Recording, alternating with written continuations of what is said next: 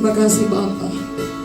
Inilah kerinduan hati kami yang sesungguhnya Tuhan, menikmati firman Tuhan yang hidup dan berkuasa, yang sanggup menyembuhkan yang sakit, yang sanggup memberikan kekuatan yang baru kepada yang lemah, yang sanggup memberikan penghiburan kepada yang bersusah hati, bahkan yang sanggup membagikan semangat yang putus pengharapan, bahkan yang sanggup memberkati seluruh area kehidupan kami.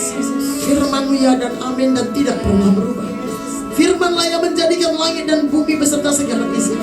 Dan firman Tuhan-Lah yang sanggup mengubah, memperbaharui kami, memampukan kami untuk terus hidup seturut kehendak rencana Tuhan di muka bumi ini, sehingga hidup kami menyukakan hati Tuhan dan nama Tuhan dimuliakan. Terima kasih Bapa buat hadirat-Mu, lawatan-Mu Engkau ada di tempat ini. Kami menikmati-Mu, kami bangga punya Allah seperti Engkau. Terima kasih buat seluruh pelayan-pelayan-Mu Tuhan yang sudah Engkau mampukan untuk terus berjerih lelah, sehati sepikir untuk melayani di altar-Mu guna hormat kemuliaan bagi nama-Mu. Dan terima kasih Tuhan buat seluruh umat-Mu yang masih Kau mampukan untuk datang bersekutu dengan-Mu, memuji menyembah-Mu sebagai Allah pencipta sumber kehidupan kami Tuhan. Hamba tahu tidak ada seorang pun yang mampu datang ke tempat ini untuk beribadah kepada Tuhan kalau bukan firman Tuhan yang menarik, kalau bukan Roh Allah itu yang menarik. Oleh karena itu terima kasih, terus Tuhan bekerja dan berkarya. Berkati pelayanan ini, jemaat ini, terlebih ibadah kami pagi hari ini. Lawat kami buka hati, pikiran, roh, jiwa, tubuh kami untuk hadirat-Mu lebih lagi, untuk firman-Mu lebih lagi Tuhan. Urapi pakai hamba dengan kuat kuasa Tuhan, dengan segala kerendahan hati hamba mau memberitakan firman Tuhan. Urapi anak-anak-Mu, jamah hati pikiran mereka Tuhan, biarlah mereka percaya firman-Mu, makin hari makin cinta firman-Mu, makin hari makin haus akan firman-Mu, sehingga mereka dipuaskan, dikenyangkan, dan dibaharui, dipenuhi dengan sukacita. Terima kasih Bapa. Kami usir, kami tolak segala sesuatu yang mau mencuri benih firman, segala sesuatu yang mau mengganggu konsentrasi pikiran kami usir dalam nama Yesus. Roh Kudus, kami serahkan dari awal sampai selesai dalam tangan-Mu, berperkaralah Tuhan. Terima kasih Bapa, terpuji nama-Mu. Kami siap diberkati firman Tuhan. Semua kita yang percaya dan siap diberkati firman Tuhan, sama-sama katakan amin. Mari berikan tepuk tangan yang terbaik untuk Tuhan. Silakan duduk teman-teman. Haleluya, puji Tuhan. Selamat datang kembali Mami Noel. Udah berapa minggu tidak di sini, sebulan kali ya. Oke. Tapi ngomong-ngomong, Noel di mana? Ada. Oke. Saya pikir tadi jangan-jangan Noel ditinggal pula di Batam. Shalom saudara yang diberkati. Shalom. Boleh dengan senyum yang termanis angkat tangan saudara, katakan dengan lantang shalom. Shalom. Shalom. Apa kabar pagi hari ini? Sukacita, diberkati, penuh kuasa. Boleh lebih semangat lagi, sekali lagi, apa kabar hari ini? Sukacita, diberkati, penuh kuasa dan kurang. Sekali lagi berikan tepuk tangan untuk Tuhan. Haleluya. Puji Tuhan. Sesuai dengan pujian kita saudara, lagu ini adalah lagu yang sangat-sangat lama. Sangat lama. Lagu lama sekali. Saya lahir baru pun dulu ini sudah ada. Tahun 96 saya lahir baru, lagu ini udah keren-kerennya diangkat. Hari ini diangkat oleh pemimpin pujian. Saudara, sebenarnya seperti yang selalu saya kasih tahu, bahwa harta yang paling mahal, hal yang paling berharga dan yang harus kita sebenarnya prioritaskan, utamakan dalam hidup kita, yaitu merindukan firman Tuhan. Orang yang merindukan firman Tuhan akan mendapatkan segala-galanya. Kerinduan, kecintaan, kehausan akan firman Tuhan yang hidup, yang tertulis di Alkitab kita, akan menjadi jawaban untuk seluruh persoalan hidup kita, apapun itu saudara. Jadi saya berharap sesuai pujian kita barusan tadi, biarlah pujian ini menjadi rema buat kita. Bukan saja kita nyanyi, tapi betul-betul nyata terjadi dalam roh kita. Kita merindukan Tuhan. Saudara, Kalau kita rindu seseorang atau kita rindu makan sesuatu, biasanya kita cari sampai dapat, betul? Setelah kita dapat, apa yang kita rasakan? Puas lagi, bahagia lagi, senang, ya kan? Semuanya di situ. Apa yang kita inginkan, apa yang kita perlukan, kita rindukan, kita cari. Seperti sekarang ini saya tahu, semua juga tahu, semua kita pasti rindu diberkati Tuhan secara finansial lebih lagi, amin. Sehingga kita pergi dari negara kita kerja ke tempat ini. Saudara rindu pasti menerima finansial saudara atau keuangan saudara lebih daripada yang selama ini saudara punya. Saya percaya selama ini juga saudara punya. Cuma saudara rindu lebih. Amin, saudara. Nah, setelah sampai di sini, walaupun belum semuanya seperti yang saudara mau, tapi saudara menerima. Bahagia enggak, saudara? Coba saya mau lihat angkat tangan yang bahagia kerja di negeri ini dan menerima berkat-berkat Tuhan di negeri ini. Angkat tangan. Saya mau lihat, mana tahu ada yang gak bahagia. Supaya kita doakan dia pulang. Gitu. Oke. Bahagia, amin. Bahagia, amin. Walaupun belum seperti yang saudara inginkan. Nah, kalau saudara mau tercapai seperti yang saudara inginkan, kemarin di Bible Study kita bahas tentang kita bahagia cuma 1 lembar, 2 pasal. Itu salah satu kunci untuk kita boleh mendapatkan semua yang kita inginkan. Nanti saudara baca di Kitab Bahagia di rumah. Karena hari ini kita tidak bahas Kitab Bahagia. Amin, saudara. Oke, mari kita buka Alkitab kita. Hari ini kita mau dengarkan sabda Tuhan, firman Tuhan. Yang kita katakan tadi, ku rindu sabdamu, ku rindu firmanmu, berfirmanlah Tuhan. Nah, sabda Tuhan, firman Tuhan itu tertulis di Alkitab kita dari Kejadian sampai Wahyu. Jadi kitab manapun yang kita baca, itu semuanya firman Tuhan dan sabda Tuhan. Kalau saudara rindu, mari buka kedua telinga rohani saudara, piring-piring rohani katanya, ya kan, hati maksudnya, dan kita konsentrasi. Kita buka kitab Lukas pasal yang ke-15.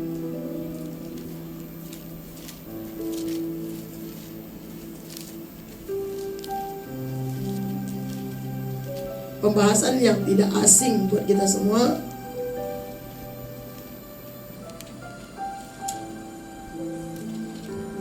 Yang sudah dapat katakan amin.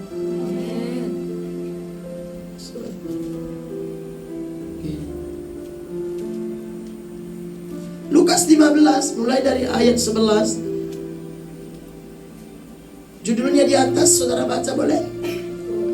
Perumpamaan tentang anak yang hilang. Perumpamaan, katakan perumpamaan. Nah, perumpamaan tentang anak yang hilang tidak dikatakan, karena ini kan ada 2 anak nanti di sini. Tidak dikatakan di judulnya ini yang mana yang hilang. Sering dengar kalimat ini kan? Anak yang hilang atau terhilang.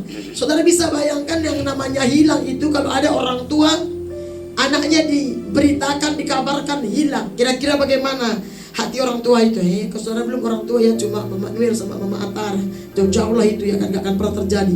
Tapi saudara kita bayangkan saja, gimana lah perasaan seorang tua, orang tua yang normal lah tentunya ya, kalau anaknya hilang, saudara. Gimana lah perasaan mereka? Sangat-sangat hancur hati dan sedih dan gundah gulana dan tidak akan ada kedamaian. Hilang saja.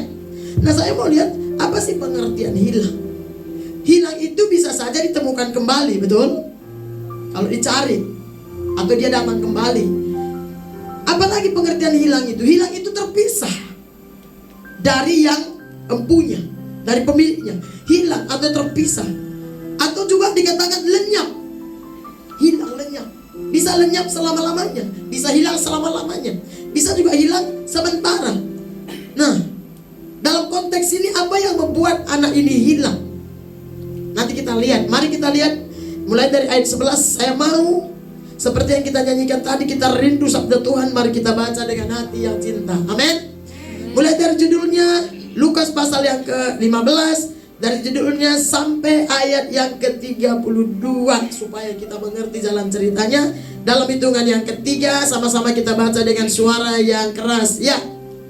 Perumpamaan tentang anak yang hilang. Yesus berkata lagi, ada seorang mempunyai 2 anak laki-laki. Katanya kepada yang bungsu, Bapa, berikanlah kepadaku bagian harta milik kita yang menjadi aku. Lalu ayahnya membagi-bagikan harta kekayaan itu di antara mereka. beberapa hari kemudian anak bungsu itu menjual seluruh bagiannya itu, lalu pergi ke negeri yang jauh.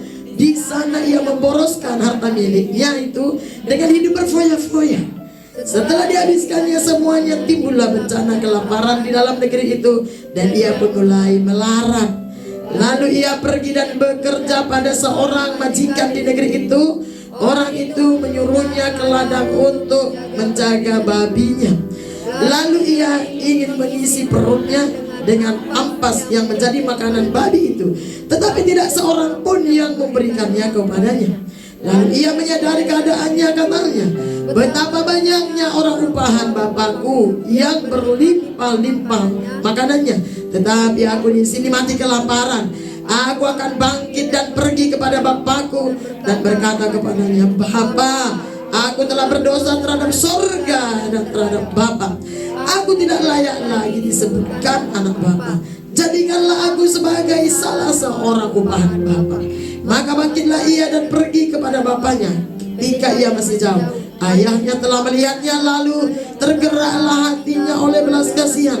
Ayahnya itu berlari mendapatkan dia, lalu merangkul dan mencium dia. Kata anak itu kepadanya, Bapa, aku telah berdosa terhadap surga dan terhadap Bapa. Aku tidak layak lagi disebutkan anak Bapa. Tetapi ayah itu berkata kepada hamba-hambanya, lekaslah bawa kemari jubah yang terbaik, pakaikanlah itu kepadanya, dan kenakanlah cincin pada jarinya dan sepatu pada kakinya. Dan ambillah anak lembu tambun itu, sembelilah dia, dan marilah kita makan dan bersukacita. Sebab anakku ini telah mati dan menjadi hidup kembali. Ia telah hilang dan didapat kembali. Maka mulailah mereka bersukaria. Tetapi anaknya yang sulung berada di ladang, dan ketika ia pulang dan dekat ke rumah, ia mendengar bunyi seruling dan nyanyian tari-tarian. Lalu ia memanggil salah seorang hamba dan bertanya kepadanya, apa arti semua itu? Jawab hamba itu, adikmu telah kembali dan ayahmu telah menyembelih anak lembu tambun karena mendapatkannya kembali dengan sehat. Maka marahlah anak sulung itu dan ia tidak mau masuk. Lalu ayahnya keluar dan berbicara dengan dia. Tetapi ia menjawab ayahnya kepadanya, telah bertahun-tahun aku melayani Bapa, dan belum pernah aku melanggar perintah Bapa. Tetapi kepadaku belum pernah Bapa memberikan seekor anak kambing untuk bersukacita dengan sahabat-sahabatku. Tetapi baru saja anak Bapa yang telah memboroskan harta kekayaan Bapa bersama-sama dengan pelacur-pelacur. Maka Bapa menyembelih anak lembu tambun itu untuk dia. Kata ayahnya kepada katanya, anakku, engkau selalu bersama-sama dengan aku, dan segala kepunyaanku adalah kepunyaanmu.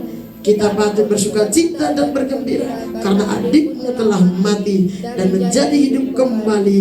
Ia telah hilang dan didapat. Amin. Sejauh ini pemberitaan firman Tuhan, saudara. Singkatnya kalau kita bahas singkatnya saja, normalnya manusia, kalau ada adiknya yang hilang, sudah gak kelihatan lama dan tiba-tiba kembali, manusianya kita senang gak, saudara? Senang gak? Sebenci-bencinya pun tadi kita, kalau udah lama dia hilang, itu manusia itu normalnya pasti senang. Entah apapun dulu dosanya dan kesalahannya, tapi karena mungkin puluhan tahun dia gak muncul, dan tiba-tiba dia muncul datang. Oh, keluarga-keluarga kita akan bilang begini, orang kampung kita akan bilang begini, tetangga kita akan bilang begini. Ya sudahlah, lupakanlah apa yang telah dia buat dulu. Yang penting dia udah kembali. Kita pikir dia selama ini dia sudah mati. Begitu kan, saudara? Normalnya. Tapi saudara, kenapa di pembahasan di konteks ini tidak demikian? Karena ini bukan berbicara hilang jasmani. Ini bukan berbicara tentang kehilangan jasmani. Rupanya manusia itu lebih mementingkan jasmani daripada rohani. Mari kita lihat satu persatu, saya harap boleh selesai nanti. Ayat yang ke-11 dengan perumpamaan tentang anak yang hilang. Temanya sama aja, anak yang hilang. Yesus berkata lagi, ada seorang mempunyai 2 anak laki-laki. Katakan dulu perumpamaan. Perumpamaan itu apa? Ilustrasi.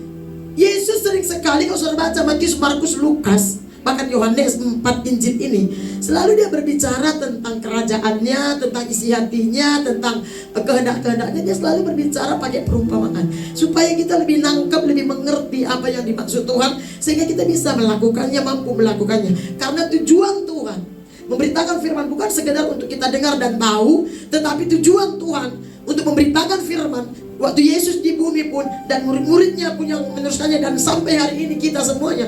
Tujuan Tuhan cuma satu, supaya semua yang menjadi pengikutnya, yang percaya kepadanya itu bukan hanya mendengar, tahu, dan bisa bicara, tetapi tujuan Tuhan daripada pemberitaan firman itu, mulai dari Kejadian sampai Wahyu, supaya manusia, khususnya dulu, manusia percaya kepada Tuhan dan melakukan apa yang Tuhan perintahkan.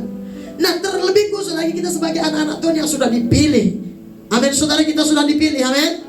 Kita sudah dipanggil dengan cara Tuhan yang ajaib. Dan sekian juta atau miliar manusia di muka bumi ini, kita sudah menerima keberuntungan yang paling besar di dunia ini, yaitu Tuhan sudah memilih kita. Kita percaya kepada Yesus. Waktu kita percaya kepada Yesus, bukan kita yang memilih Tuhan, kata kita Yohanes, tapi akulah yang telah memilih engkau. Jadi keberadaan kita di dalam kekristenan, kita Kristen, tak lahir Kristen, atau setelah kita besar kita percaya Yesus, itu bukan gagah perkasa manusia. Bukan karena pendeta, walaupun pendeta dipakai Tuhan untuk menginjili, tapi itu semua karena panggilan Tuhan. Ada ayatnya berkata, kalau firman tidak menarik manusia itu kepada Tuhan, maka tidak ada manusia itu yang bisa datang kepada Tuhan. Ada ayatnya, kalau bukan Roh Allah, kalau bukan Roh Kudus yang membuat saudara percaya kepada Yesus, maka saudara tidak akan percaya kepada Yesus. Saudara bisa meninggalkan Yesus walaupun saudara lahirnya Kristen. Oleh karena itu kita bersyukur, tujuan Tuhan cuma satu, supaya kita sebagai anak-anaknya, khususnya saudara, menjadi pelaku firman. Katakan pelaku firman. Lebih kuat pelaku firman. Amin. Oke, ayat 12. Kata yang bungsu itu Syapudan ya. Saya percaya ini perumpamaan ini Tuhan pakai dari suku Batak nih, pelihara babi ya. Kata yang bungsu kepada ayahnya, Bapa, berikanlah kepadaku bagian harta milik kita yang menjadi hakku. Nah, lagi-lagi kita yang orang Sumatera. Lalu ayahnya membagi-bagikan harta kekayaan itu di antara mereka. Baik banget bapaknya ya. Saya percaya gak langsung, mungkin berhari-hari itu cuma gak dicatat ya kan. Mungkin dia bilang, Pak, kasihlah bagianku. Mungkin bapaknya udah tinggal kali ini perubahan ini. Kasihlah warisan bagianku, Pak. Kami pun cuma 2-nya. Bapaknya kasih. Baik banget nih bapak. Lalu bapaknya membagikannya di antara mereka. Baru setelah dibagikan apa yang terjadi? Beberapa hari, enggak beberapa minggu dan bulan. Itu biasa kan kalau warisan sudah dikasih, dunia ini kayaknya milik sendiri kan begitu ya. Siapa yang mau dapat warisan dari keluarganya? Nggak ada. Keren banget ya. Nggak ada yang mau atau nggak ada yang mau diwariskan? Nggak usah jawab ya. Yang penting warisan Bapak di surga milik kita, amin. Oke. Karena saya pernah dapat warisan walaupun secuil. Karena saya nggak pernah di kampung, sedikit lah ini kan kesaksian. Saya kan sejak meninggal mama saya umur, pokoknya tahun SMA lah, meninggal mama saya. Bapak saya meninggal kan setelah masih saya kecil. Jadi karena saya sedih terus, saya Syapudan, kakak saya itu saya semua sudah kawin ke kampung-kampung lain, udah jauh. Saya sendiri di rumah. Jadi abang ipar saya ini peduli dia. Ini adikku ini kalau sendirian terus bagaimana, nangis terus gitu kan. Dibawanya ke rumahnya pun saya nggak tahan berapa lama. Jadi singkat cerita antarkannya saya ke Malaysia jadi TKI tahun 96. Itu saya cuma satu, anak paling tua dan saya paling Syapudan, cuma 4 bersaudara. Memang orang tua saya bukan orang kaya, sedang ke bawah, bukan sedang ke atas. dia sedang ke bawah. Adalah tanah sedikit, sawah, dan pertapakan tanah. Sebelum meninggal mama saya, dia buat warisan. Singkat ceritanya, sama saya paling lebar pertapakan. Kalau sawah sama itu saya kan cuma satu laki-laki, pasti dia yang berkuasa ya kan. Ya kita perempuan dapat pertapakan. Tahu pertapakan ya? Kapling untuk bangun rumah lah suatu saat. Tapi karena saya siap pudang rumah bukan untuk saya, walaupun rumah waktu itu bukannya rumah bangunan gedung beton separuh, tahu beton separuh ya saudara. Mama saya bilang begini, Ted, saya kan dipanggil Bu Ted karena paling Bu. Ted, harusnya rumah itu untuk anak siap pudang, anak si muda katanya. Tapi di rumah ini ada uang kakakmu dulu ganti atapnya dari atap rumbia ke atap seng. Saya malah kita ngerti-ngerti, kita juga baru tamat SMA kayak saudara, nggak ngerti juga betapa berharganya harta benda, tanah, apa nggak ngerti kan, nggak kepikiran kita, paling pikiran kita sama siapa yang kawin kan begitu. Saya bilang ya terserah lah, jadi nggak apa-apa samamu itu dikasih rumah ini sama dia, enggak lah, kasih aja dengan gamplangnya, dikasih lah. Ya udah kalau begitu pertapakan di belakang rumah ini separuh ke sini sampai ke ujung sana punya, separuhnya lagi aku belum mati gitu. Kalau aku mati nanti sama itu mau pertapakan rumahnya. Rumah itu saya sudah dikasih walaupun gak bagus kan. Ya udah pergi saya ke Malaysia, mati dia kan, pergi saya ke Malaysia. Setelah saya ke Malaysia saudara, namanya orang tua nggak ada, jarang saya pulang kan. Pernah sekali ditelepon tulang saya, kayak mana itu tapak mau dijual itu gitu. Saya udah lahir baru, lagi jatuh cinta sama Tuhan. Biarkan aja, saya bilang. Saudara tahu, itu ya dia jual sikit-sikit sama keluarga. Sampai hari ini gak ada suratnya. Kalau saya bongkar bisa, tapi kan makanya dulu kalau saya pulang kampung, yang beli-beli itu sedikit takut gitu. Karena suratnya dulu sama saya, cuma saya tinggalkan juga di kampung. Rumah pun udah dijual sama kakak saya. Karena punya dia kan, dia udah pindah ke kampung Sony. Saudara tahu, semua habis. Dijual saya lagi di Malaysia. Dan puji Tuhan, karena hadirat Tuhan, karena cinta dalam Tuhan, tidak pernah marah. Sepatah kata pun gak pernah marah. Waktu Inung pulang, waktu corona cari tapak, aduh tahi mahalnya tapak minta ampun. Di kampung saya satu tapak 70 juta, 100 juta, belum tentu pinggir jalan. Baru saya ingat Tuhan. Sudah tahu saya bawa Pak Panjaitan. Padahal itu udah semua sama orang kan, keluarga saya bawa dia. Ayo kita tengok-tengok lah tapakku itu. Padahal udah dijual itu. Mulai saya jalani Tuhan. Bodoh kali dulu aku ya. Sudah tahu, bisa dibuat rumah itu 7 atau 8. Luas nggak saudara? Satu tapak aja sekarang paling murah di sana 60 juta, 70 juta. Sampai saya datangi yang beli.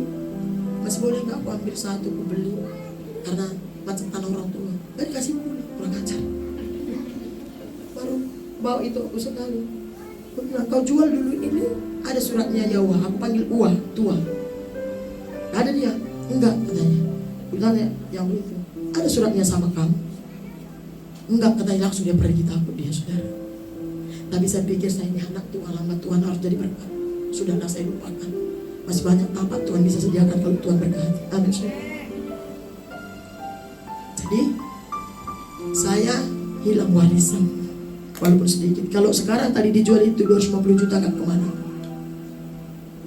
Lumayan saudara. Ngambil 250 juta lumayan susah kan? Walaupun sekarang gaji saudara besar. Amin. Sekarang saya mau tanya, kenapa tadi saudara diam? Ada yang mau warisan, kenapa saudara diam? Karena juga saudara seperti saya dulu masih muda, gak ngerti mahalnya itu, perlunya warisan. Tandanya, buktinya buat saudara gak terlalu penting itu harta. Saudara kan kalau ada gaji ya, bukan saya menghakimi saudara, masih suka-suka saudara poya-poya kan, poya-poya sana sini kan. Ya gak salah sih, kapan lagi poya-poya kalau bukan masa muda ya kan. Yang penting tinggal dosa. Tapi saudara tahu, nanti setelah saudara tua baru saudara tahu betapa mahalnya itu harta. Nah, tapi anak yang di Alkitab ini dia mengerti betapa perlunya warisan. Sehingga bapaknya belum mati dia minta dibagi. Padahal nggak boleh kan, kalau sebenarnya orang tua belum mati, nggak boleh dibagi-bagi kan. palingnya diceritain nanti sama siapa kalau bapak sudah mati. Bapak kita kadang bilang, kau doakan aku mati ya. Begitu kan. Tapi ini bapak baik. Dia bagi. Oke, singkat cerita dia belah dua langsung. Bam. Datang si anak ini. Wah. Langsung dia pergi ke luar negeri. Kan dia bilang negeri yang jauh. Saya gak tahu ke luar negeri mana. Mungkin dulu di Tanah Toba ini dia pergi ke Amerika. Berfoya-foya. Berfoya-foya di sana sama pelacur. Biasalah kalau sudah ada duit. Kalau sudah ada duit, semua dosa akan menggoda saudara. Kenapa banyak masih tidak tergoda dengan dosa? Karena ini belum melimpah. Kira-kira kalau gaji saudara 10.000 per bulan, 10.000 ringgit bukan rupiah, masih mampu gak datang ibadah hari Minggu? Coba. Saya berharap mampu, amin. Tapi kebanyakannya enggak. Kalau sudah 10.000 gaji saudara, jalan-jalan saudara bukan lagi ke pavilion KL, Bangkok, Thailand, Australia, Singapura, betul ya? Apalagi paspor di tangan, betul? Jadi perlu nggak gaji saudara 10.000? Perlu nggak? Jadi saudara nggak berani jawab ya? Perlu nggak gaji saudara 10.000? Perlu. Amin. Tetapi dikendalikan. Oke, kita pergi ke anak yang hilang. Perhatikan baik-baik di ayat yang ke-12 ini. Dia pergi berfoya-foya. Beberapa hari kemudian anak bungsu itu menjual seluruh bagiannya. Itu lalu pergi ke negeri yang jauh. Di sana ia memboroskan harta miliknya. Itu dengan hidup berfoya-foya. Kalau lagi kita berduit semua orang menjadi kawan. Saudara begini, ini kan perumpamaan. Makanya tadi dia bilang, ayat berapa tadi? Aku sudah berdosa terhadap sorga. Berarti ini bukan soal fisik, ini soal kerohanian. Ini sekedar perumpamaan. Ini berbicara antara umat Tuhan dan Tuhan. Kenapa dua orang anak laki-laki? Sekali lagi, saya nggak tahu, Tuhan selalu ingatkan saya. Kenapa dua orang laki-laki? Karena di bangsa Israel itu memang yang dihitung itu memang laki-laki. Di zaman Kristus kita laki perempuan semua sama. Amin saudara. Makanya di orang kita Sumatera juga begitu kan. Anak laki-laki itu sepertinya kalau anak laki-laki baru anakku begitu ya kan. Anak laki-laki. Nah kenapa dua?